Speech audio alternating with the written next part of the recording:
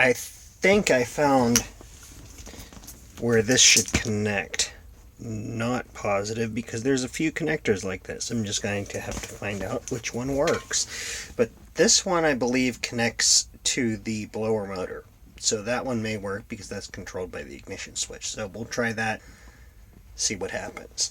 The other thing we have to find is a 3/4 inch hole for the lead to go in for that grommet. Right there.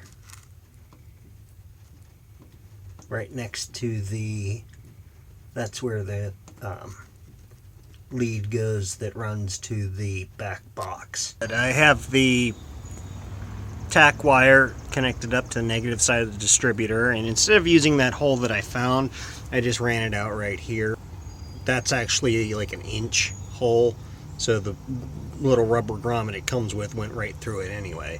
But now to get the gauges installed, the vacuum gauge is not connected yet, but everything else appears to be functioning properly, with the exception of, and I'm not sure if this may be a grounding issue, but like when I kick the high beams on or turn the fan on, well, it's not doing it now for the fan, but it was before, that the tach jumps a bit. Like I said, it could be a grounding issue, but everything appears to be working. The ammeter still really doesn't do anything to mention. Again, that might be an issue of whatever melted in the dash before. There we go. And thanks for watching.